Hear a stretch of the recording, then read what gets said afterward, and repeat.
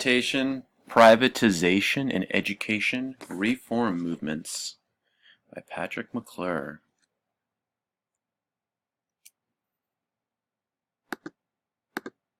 Here we go. Overview. Reform equals privatization. By the early 21st century, only one issue united left and right, the failure of our public schools. How did this come about? What is the history behind the reform movement? What reforms are advocated? What are the aims of the reformers? How have reforms been successful? Conclusions. And where do we go from here? School reform is simply a euphemism for privatization of public education in the United States. The reforms advocated are ineffective and are not providing a better education for our students. What's more, the public does not support privatization. That lack of support necessitates the use of the term reform. The crisis in education is one that has been manufactured by groups interested in dismantling public education while also seeking to tap into low-risk revenue streams supported by public funds. Beginnings. Neoliberal thinking, embodied in the policies of the Reagan and Thatcher administrations, favors deregulation and the promotion of free market capitalism. This sparked the shift in thinking on the virtue of public education.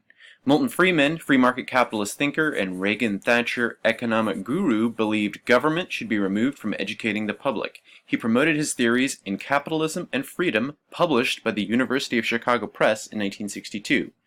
Friedman believed that each child should receive a voucher for the price of their yearly education given to them by the government. Families could then use that money to enroll their children at private institutions run for profit, private nonprofit schools, religious schools, or, God forbid, some public schools. Friedman believed that a functioning democratic society demanded that its citizens maintain a minimum degree of knowledge and literacy. However, he believed that it was indefensible to allow government to run education in a free enterprise society. Theoretically speaking, with the vast majority of schools being privately run, competition would ensure that underperforming schools would fold because parents would not use their money to enroll their children at them. However, in a system like this, the wealthy and upper middle class would be free to add as much money as they wished to the money they already received from the government in the form of their voucher. Lower income students would be stuck in last resort government schools because private institutions would have no incentive to serve the interests of those unable to afford their prices. This leads us to the 1980s, A Nation at Risk. Friedman acted as Ronald Reagan's economic guru and advised on A Nation at Risk, the imperative for educational reform by the National Commission on Excellence in Education. A Nation at Risk began the process whereby the public would be convinced that public education was failing the students of the nation while contributing to the weakening of powerful teachers' unions. The report portrayed a public school system rife with mediocrity and crumbling standards. The report galvanized support for accountability in public schools. Only one teacher was actually on the commission. However, in 1990, the Secretary of Energy, under the first Bush administration, charged Sandia Labs in New Mexico to back up the report with hard data. Sandia Labs concluded that there are many problems in American public schools, but there is no system-wide crisis. That report, however, was buried under the orders of the Bush administration. 2000s, No Child Left Behind. This is Bush 2, Electric Boogaloo. The No Child Left Behind Act arrived in 2002 with an emphasis on standards-based educational reform. Schools receiving federal funding had to administer statewide standardized testing annually. Schools had to create and meet adequate yearly progress goals with the goal of meeting 100% progress by the year 2014. Schools who failed to meet AYP goals would incur ever-escalating punitive measures. These would include being labeled a school in need of improvement, replacement of staff, and finally, restructuring of the school. Restructuring includes closing the school, turning the school into a charter school, or hiring a private company to run the school.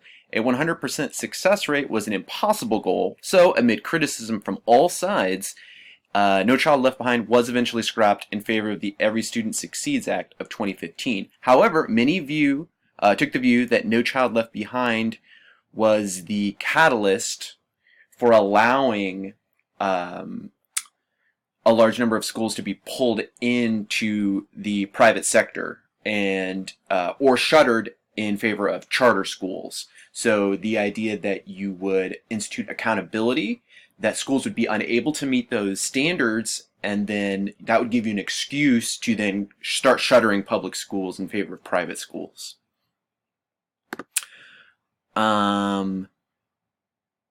NCLB opened the door for many lucrative financial opportunities. Federal funds are given for tutoring startups, so many availed themselves of the opportunity to begin tutoring companies. Companies offering to advise states and school districts on how to meet testing targets became ubiquitous. Most importantly, charter schools and private intervention were offered as a viable solution to failing schools, quote-unquote failing schools. These charters were, of course, supported with public funding. Lastly, testing and test preparation materials raked in hundreds of millions of dollars in testing-related fees. The 2010s, lest it appear that only Republican politicians have promoted a reform agenda, 2010's Race to the Top competitive grant was a product of the Obama administration. Race to the Top was funded to the tune of $4.35 billion. It was created to reward innovation and reforms in state and local district K-12 education. Race to the Top was the brainchild of then Secretary of Education Arne Duncan. Race to the Top involved states competing for a portion of the $4 billion through the awarding of points. States were awarded points for expanding access to charter schools, enacting performance-based reviews for teachers and administrators, and agreeing to improve quote-unquote failing schools with the possibility of firing all staff. Lastly, they had to agree to create Common Core standards, or agree to the Common Core. Race to the Top basically asked states to compete for much-needed federal dollars by enacting reforms aimed at weakening public education. Duncan was not supported by teachers' unions because of his belief in performance-based reviews of teaching staff, which were then based upon how well their students performed on standardized tests. The American Federation of Teachers called for the resignation of Duncan unless improvements were implemented. Recommended improvements included equitable funding rather than contests for federal funds, revision of the test and punish system of accountability reform to support an improved structure, and supporting rather than questioning teaching staff. Reform aims in speaking the language. Private school voucher programs cost taxpayers $2.4 billion a year, and that is only a drop in the bucket if the privatization agenda continues unabated. Reformers want to continue to expand access to vouchers in charter schools. Reformers want school accountability, which is almost wholly dependent on test scores. Low test scores enable schools to be labeled failing and turned into charters or run by private companies. Reformers want to pay teachers according to performance, which again is dependent on student test scores. Some in the reform movement also want to expand access to religious schools, which would be subsidized with public money.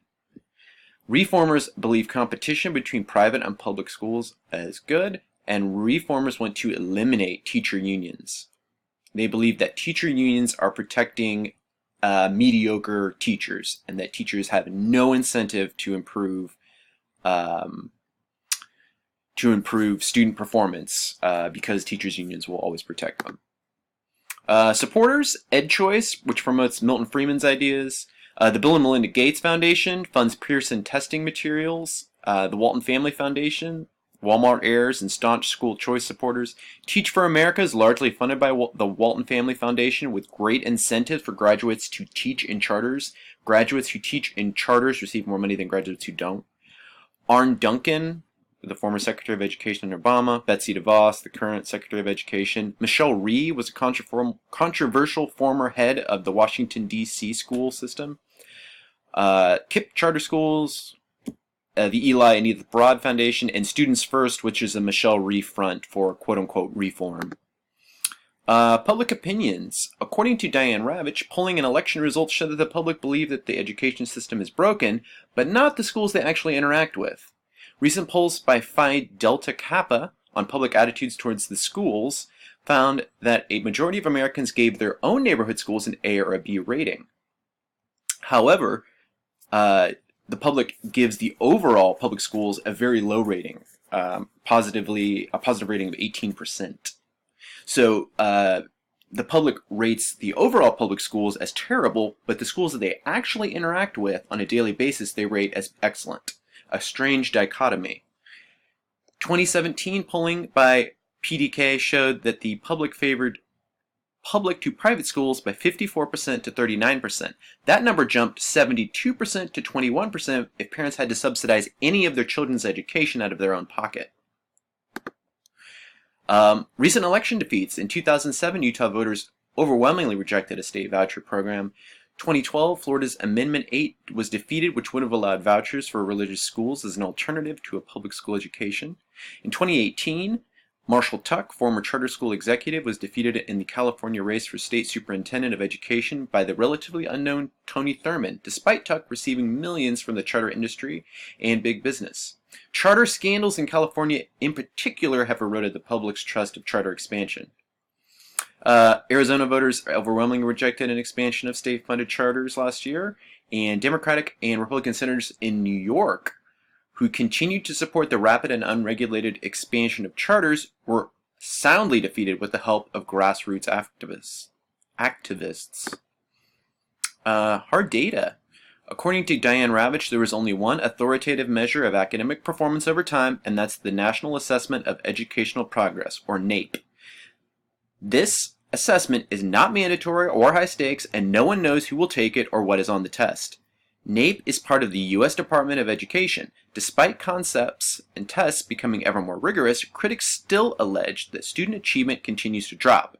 The NAEP is important because it shows the trend and whether achievement is trending up or down. The tests have been administered since the early 90s and show beyond question that test scores in both reading and mathematics have improved for almost every group of students since the early 1990s. Put simply, students know and can do more in those subjects than they could in the 1990s, and they continue every year to make gains. The achievement gap. Reformers often claim that African American and Hispanic students have made no progress for decades. However, according to NAEP data, African American and Hispanic students have made remarkable strides towards proficiency since the 1990s. In 1990, for example, 83% of African American fourth graders scored well below basic in mathematics on the NAEP.